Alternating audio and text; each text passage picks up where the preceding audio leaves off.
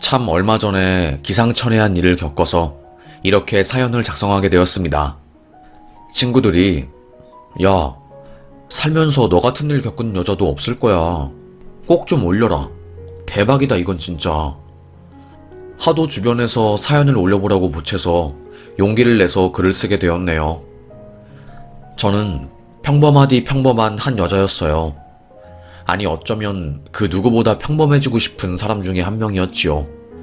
저는 미용 일을 했거든요. 사실 미용 일을 하는 사람을 보는 사회적 시선이 그렇게 고운 것은 아니잖아요. 그래서 저도 어릴 때는 상처도 많이 받았었는데 반드시 디자이너로서 성공해야겠다는 그 열망이 어마어마했어요.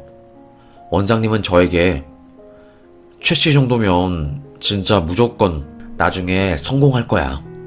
나는 10년간 아이들을 많이 가르쳐봤지만 최씨만큼 헤어 디자이너에 대한 열정이 넘치는 사람은 한 번도 못 봤어. 다들 저의 열정을 보고서는 어마어마하다고 했지요. 저는 씩 웃으면서 저요, 꼭 성공해서 부자가 되고 싶어요. 아니 정말 수십억을 가진 부자는 아니어도 말년에 남들 도움 안 받고 저 나름대로 당당하게 돈 누구한테 빌리지 않고 잘 살고 싶습니다. 사실 우리 아버지가 말년에 돈 관리를 제대로 못 하셔서 주변에서 돈 빌리면서 하루하루 사셨거든요. 자식들한테도 손 벌리고. 그게 저는 그렇게 싫었습니다. 그래서 저는 그렇게 살지 말아야지 다짐을 했어서 그 누구보다 열심히 살았었던 것 같아요. 디자이너로 굉장히 열정적으로 일을 하는 모습을 보고 한 손님께서 청담동에 있는 샵에 저를 소개시켜 주었고, 제가 거기서 탈모 걸린 사람들 머리 풍성하게 보이는 헤어 디자인을 잘해서 꽤 유명했어요. 한 달에 거의 1,000만 원 넘게 벌었으니까 진짜 대단한 거였지요.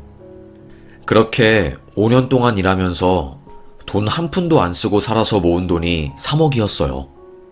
저는 가난한 가정에서 태어났고 돈 때문에 고생한 적이 너무너무 많아서 어떻게든 그 가난에서 벗어나고 싶었거든요.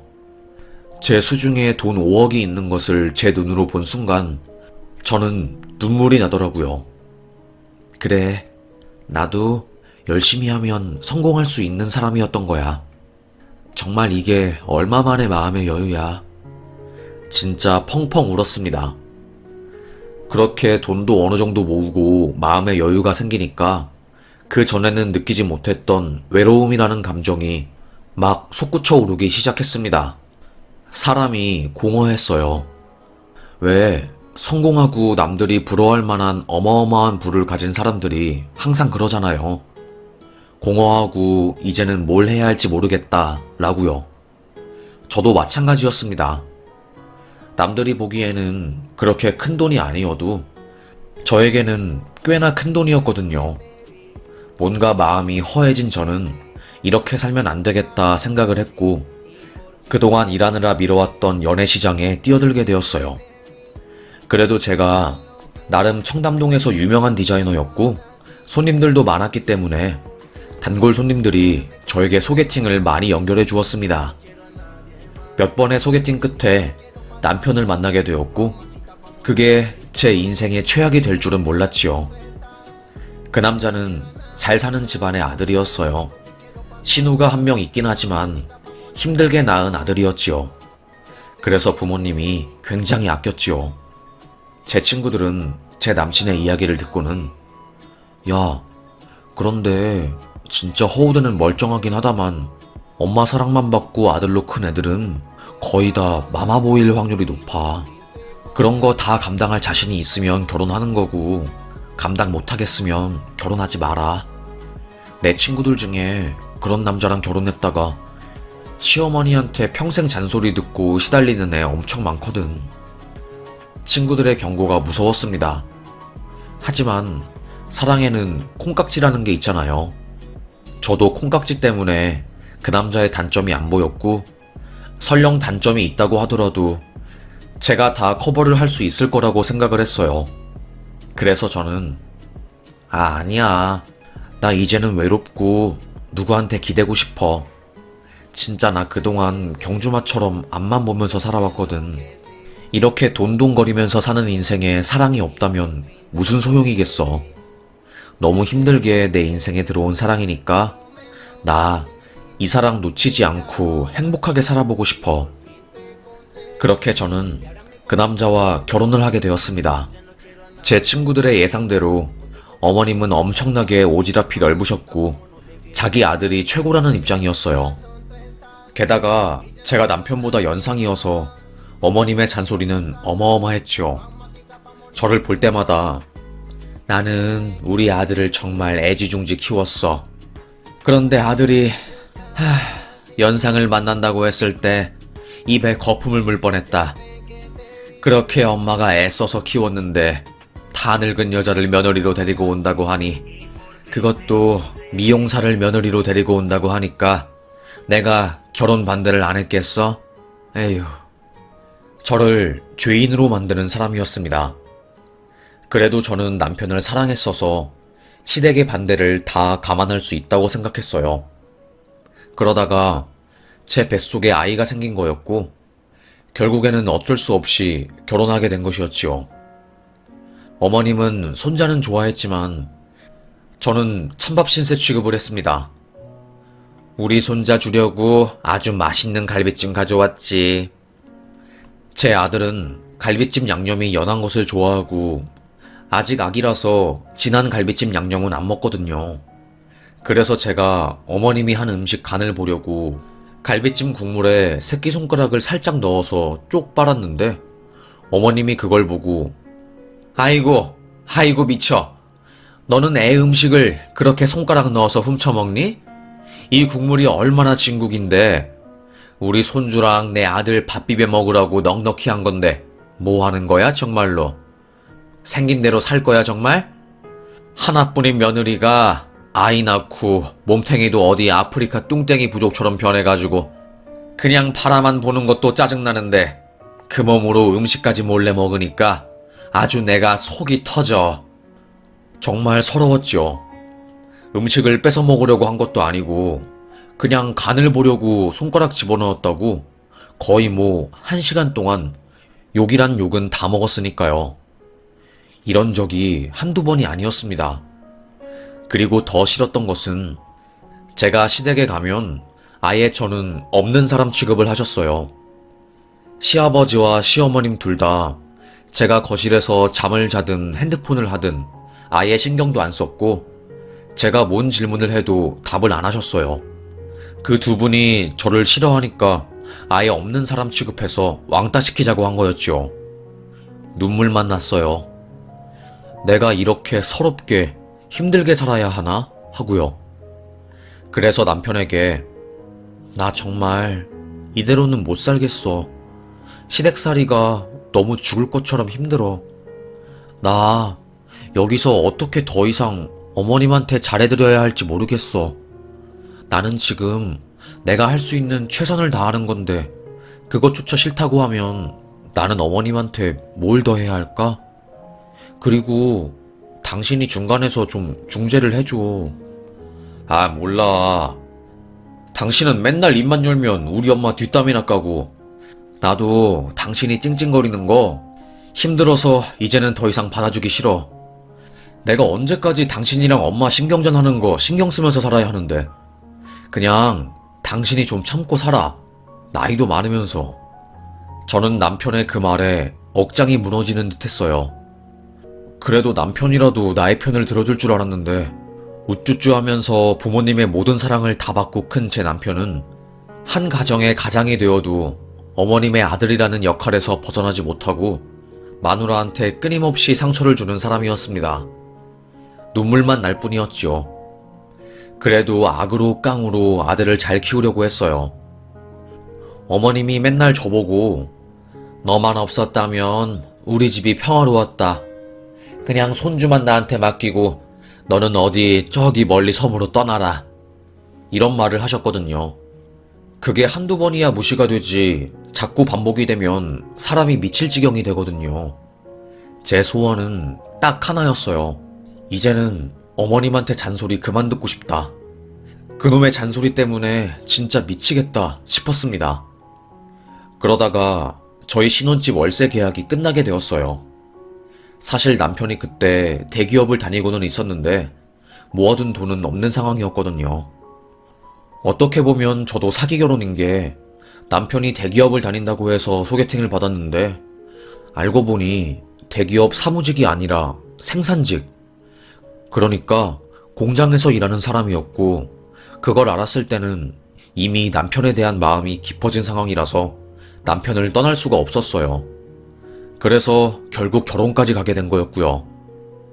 하여튼 젊은 시절부터 악착같이 살아온 제가 돈은 더 많은 상황이었고 결국에 제가 월세 보증금을 댄 상황이었거든요.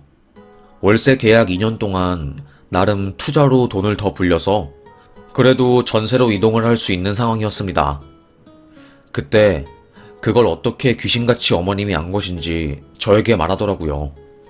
내가 정말 급한 일이 생겨서 그런데 딱 3개월만 그거 전세금 좀 빌려주라 며느리야. 내가 이것만 빌려주면 앞으로 잔소리도 안 할 거고 너희 집에 가서 손주 몰래 데리고 오는 그런 짓들도 안 할 거고 며느리를 우리 집 가족으로 인정해 줄게. 응? 어머님이 저를 인정해주고 이제 잔소리도 안 하고 저희 집 결혼 생활에 간섭을 안 한다는 말에 저는 혹했습니다. 정말 간섭받기 싫었고 저도 저의 인생을 살고 싶었던 한 사람이었거든요. 오죽하면 소원이 어머님이랑 멀리 떨어져서 살기, 어머님한테 잔소리 안 듣기였거든요. 저는 속으로 그래, 딱 3개월이면 괜찮아. 그 정도면 금방 돈 받을 수 있을 거야.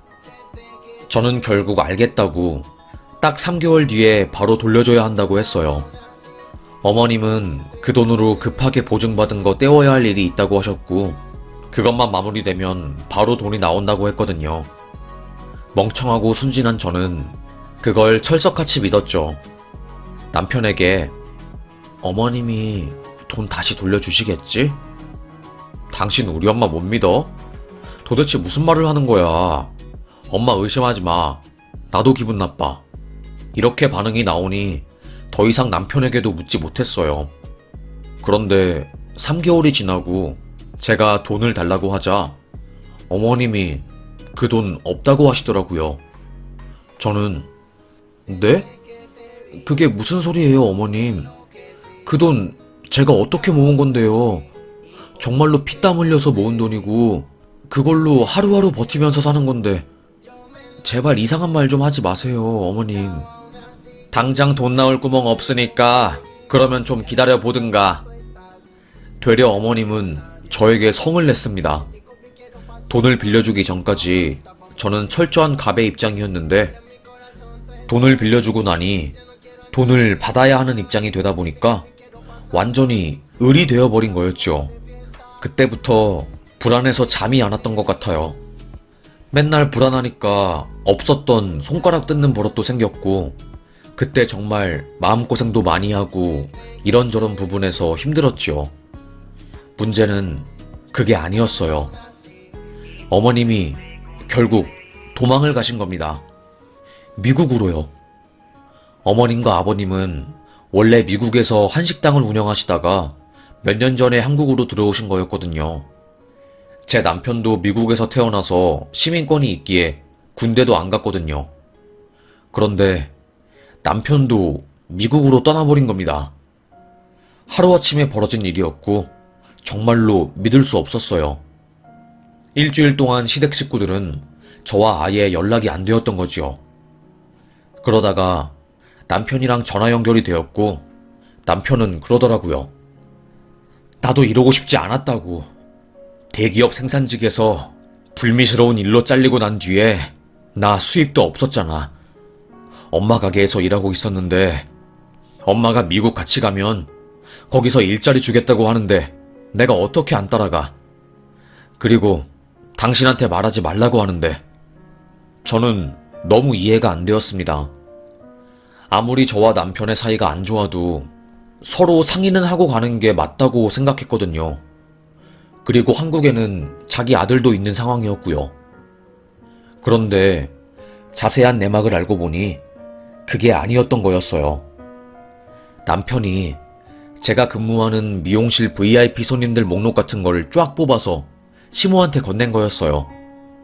시모는 그 VIP들한테 접근해서 우연을 가장하고 제가 그 미용실에 일하고 있다는 말들로 신뢰를 쌓고 그들에게 돈을 어마어마하게 빌린 거고요. 저한테도 돈을 빌렸고요. 저는 진짜 아예 몰랐어요. 제 손님들한테 어머님과 남편이 접근했다는 자체를요. 뒤늦게 그 상황을 알고 외국으로 도망갔다는 정보를 들은 미용실 손님들이 저에게 와서 항의를 하느라 거의 반나절 동안 미용실 문을 닫았던 적도 있었어요. 정말 어마어마한 민폐였죠. 얼마나 미안하고 창피하던지요. 아니, 나는 최 씨가 10년 넘게 이 청담동에서 일하고 우리 친하니까 최 씨 시모가 하는 말도 믿었지. 급하게 돈이 너무너무 필요하다고 하는 사람이었으니까 우리야 그래도 금전적으로는 여유가 있으니 도와줬는데, 아니 이게 뭐야. 갑자기 미국으로 도망가고 어떻게 할 거야. 손님들이 저에게서라도 돈을 받아내겠다고 미용실은 아수라장이 되었고 저도 패닉이 왔어요. 너무나도 큰 충격이었으니까요. 그리고 저도 평생 모은 돈을 시모한테 뜯기고 피해자였으니까요. 제가 울면서 나도 돈 뜯겼다. 나는 하루아침에 남편도 도망가고 어머님도 도망간 거다. 라고 말하면서 호소를 하니 그 피해자분들도 저도 피해자라는 것을 인정하고 더 이상 저에게 뭐라고 하지 않으셨어요. 요즘에 뭐 TV에 나오는 이혼 부부가 시모한테 시달리고 시모가 돈 받아서 미국으로 도망갔다고 하는데 정말 제 상황이랑 똑같았습니다. 미용실 선생님들은 제 사정을 듣고 뭐라고? 아니, 남편도 미친 거 아니야? 엄마가 아들 집 신혼 전세금을 꿀꺽 했는데도 아들은 한마디도 안 하고 아내를 배신하고 엄마 따라 미국을 가? 거의 미친놈 수준이네. 뭔 이런 일이 다 있어. 아, 화딱지 올라오네. 확 진짜 바리깡으로 머리를 고속도로 내버릴 수도 없고. 다들 저 대신 엄청 화를 내줬습니다. 고마웠어요. 그런데 현실은 현실이잖아요. 사실 저 때문에 손님들은 수억에 가까운 피해를 본 거랑 마찬가지였고 저는 그곳에서 더 이상 근무할 수 없었습니다. 아니, 평생을 몸담아온 미용업계에 다시는 들어가지 못하게 되었어요. 어떤 동네 미용실을 가도 웬만한 곳에서는 전부 다 저에 대한 소문이 파다하게 퍼져 있는 상태였지요. 최씨, 미안하지만 우리도 걱정이 되어서 아무래도 최씨 어머님이 손님들한테 사기친 것 때문에 우리도 최씨가 참 좋지만 최씨랑은 계속 일하지 못할 것 같아. 미안해. 저는 이렇게 말하는 원장님에게 차마 할 말이 없었습니다. 제발 저를 더 오랫동안 고용해달라고, 조금만, 우리 아이 클 때까지만 고용해달라고 해도 말이 없었어요. 그렇게 저는 하루아침에 실직하게 되었고 망망대해에 혼자 떨어진 느낌을 받게 되었습니다. 어머님한테 사기를 당한 피해자들은 고소를 했지만 이미 어머님은 해외로 도망간 상태였고 인터폴 수사가 시작되었지만 수사 의지도 약해서 잡는 것은 불가능한 일이었지요. 저는 그래도 남편이랑은 연락이 되었습니다. 어머님 어딨어? 당장 말해. 무슨 주에서 지금 거주하고 있는 거냐고. 미시간주야? 아니면 뭐 캘리포니아? 빨리. 어머님 때문에 나도 그렇고 당신 아들도 하루하루 사는 게 힘들어. 나도 몰라. 우리 엄마 사라졌다고. 나도 엄마한테 정 떨어진 지 오래야. 나한테 엄마 그냥 묻지 마. 엄마가 일자리 준다고 해서 따라온 건데 나 지금 여기서 설거지 알바하고 있어. 나도 죽겠다고. 저는 남편을 공범으로 고소하고 싶었어요.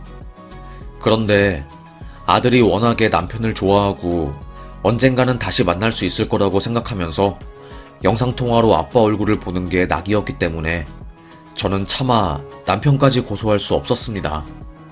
어쨌든 그래도 저를 배신한 건 배신한 거니까 이혼 절차를 밟게 되었어요. 남편은 이혼 재판에도 나오지 않았지요. 그 정도로 책임감도 없고 그냥 쓰레기 남편이었어요.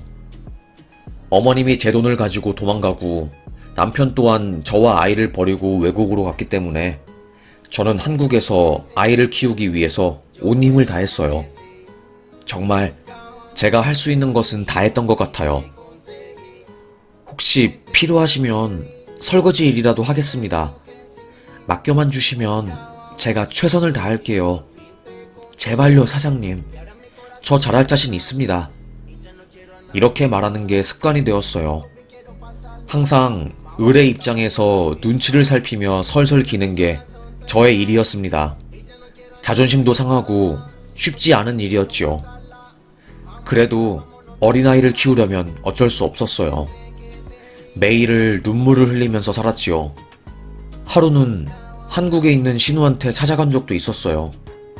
술 먹고 미친 척 하면서 신우 집에 가서 저는 신우 엄마 때문에, 어머님 때문에 내가 평생 모은 돈 다 날리고 미용업계에 들어가지도 못하고 나 미칠 것 같다고. 신우라도 책임져. 신우라도 책임지라고. 신우가 살고 있는 이 아파트 내 돈 아니야? 어머님이 내 돈 훔쳐서 신우한테 해준 거 아니냐고. 아, 진짜 무슨 소리 하는 거야. 말도 안 되는 소리를 하고 있어. 옳게 나도 엄마 때문에 지금 곤란한 게 한두 개가 아니거든? 그러니까 내 탓하지 마. 우리 엄마가 지은 죄 나한테까지 뒤집어 씌우지 말라고. 저는 신우의 말에 너무 억울하더라고요.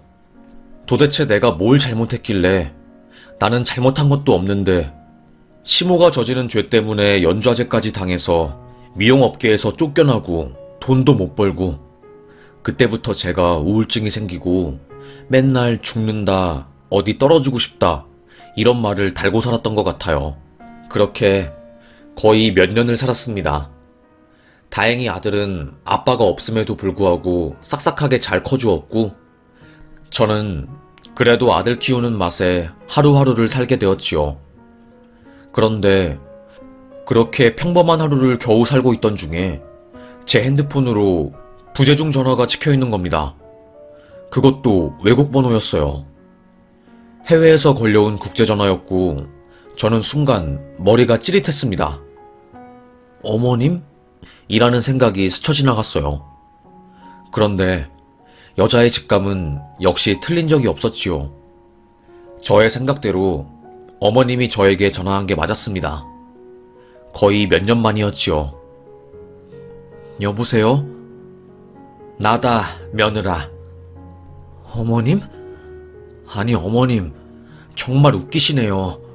제 돈 가지고 도망갈 땐 언제고 이제 와서 전화를 다 하세요? 지금 제가 계좌번호 불러드릴게요. 빨리 제 돈 내놓으세요. 그 돈 제가 피땀 흘려서 번 돈이라고요. 지금이라도 안 늦었으니까 당장 내놔요.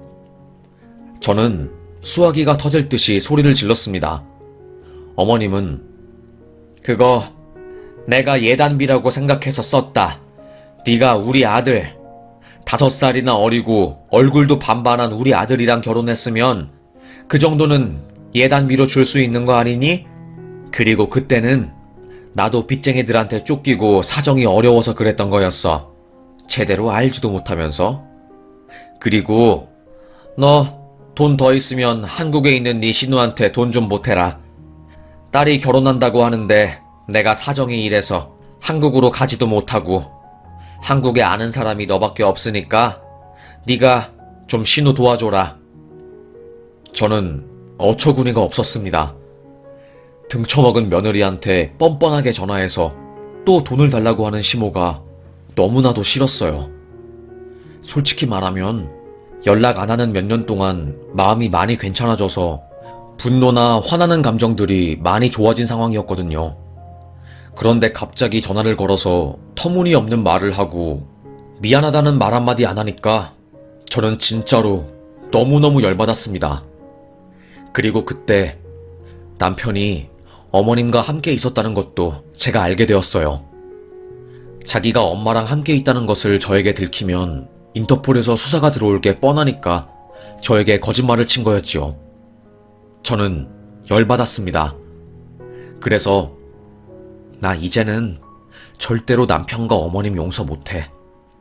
어떤 짓을 해서라도 그들 내가 복수할 거고 사라져버린 내 돈 찾아올 거야. 마음을 먹었습니다. 제가 그때 알았지요. 착하게 산다고 해서 세상이 나에게 선물을 주는 것은 절대로 아니라고. 어떻게든 독하게 도끼 품고 살아야지 손해 안 보고 당당하게 살 수 있다는 것을요.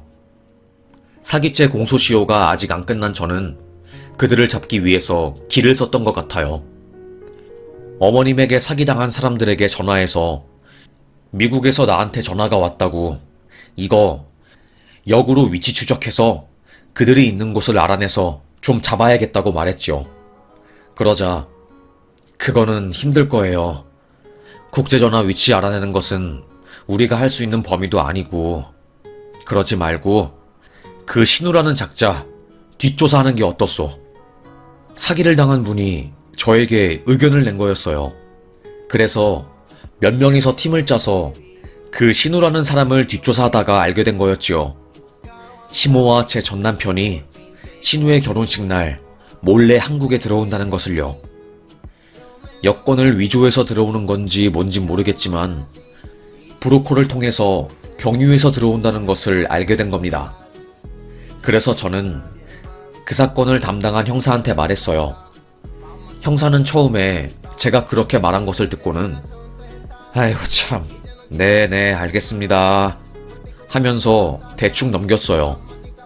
그런데 이제 사기당하신 분 중에 엄청 무섭고 경찰대학 나와서 소위 높은 곳에서 근무하셨던 이력이 있던 분이 그 말을 듣고 화가 나서 경찰서로 가서 깽판을 치고 위에서 압력을 넣으니 바로 수사가 시작된 것이었죠.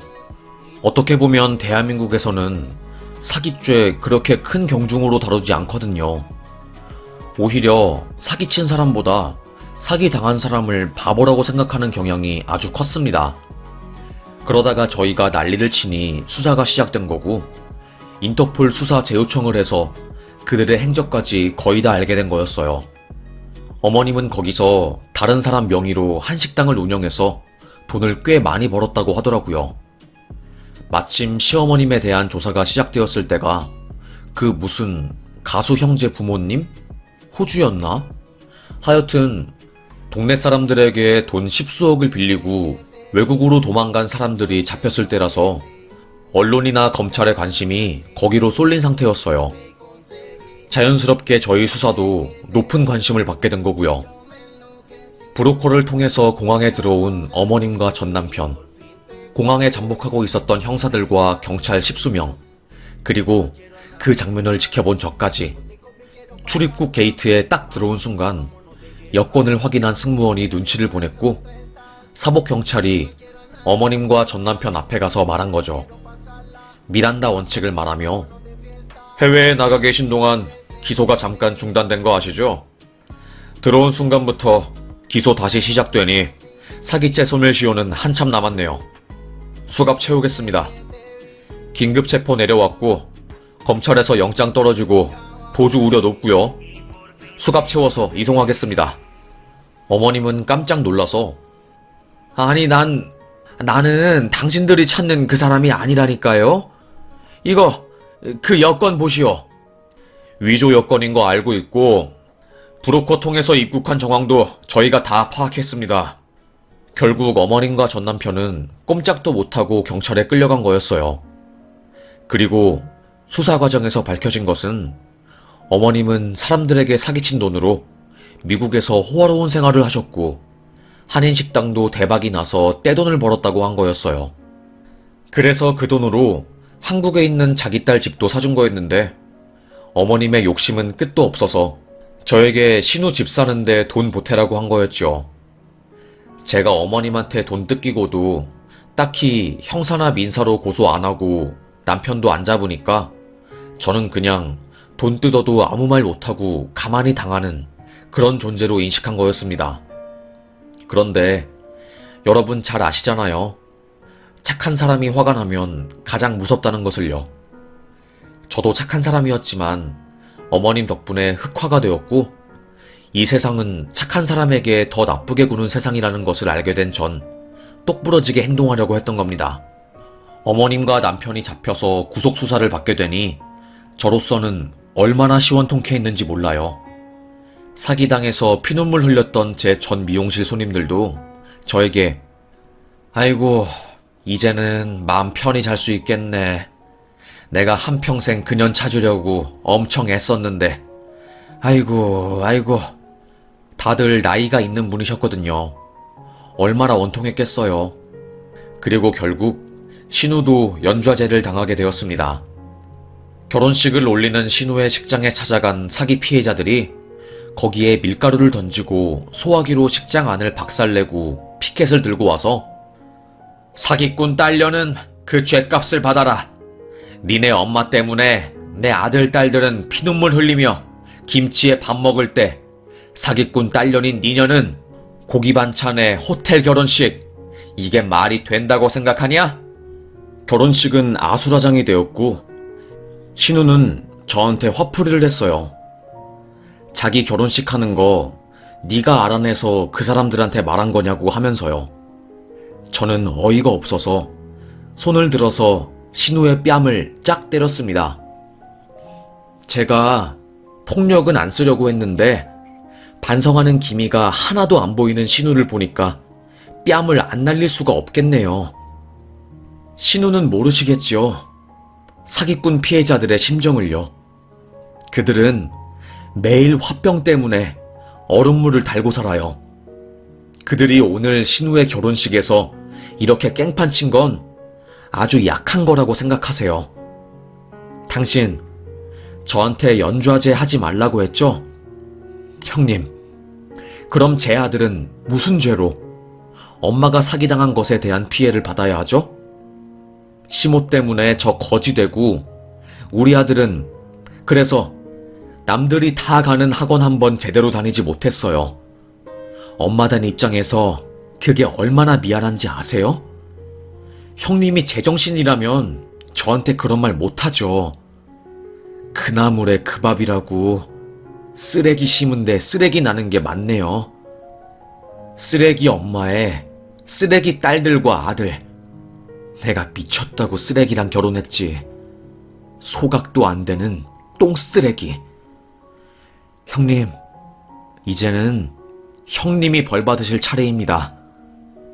이렇게 말하고 저는 균형을 맞춰주기 위해서 나머지 오른쪽 뺨도 쫙 때려주었습니다.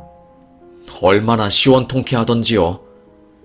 저는 뺨 맞고 정신이 나간 신우가 저를 때릴까봐 살짝 무서워서 뺨 2대 때리고 바로 도망갔네요. 그렇게 신우의 결혼식장은 완전히 개판이 되었어요. 결국에는 파혼했다고 하더라고요.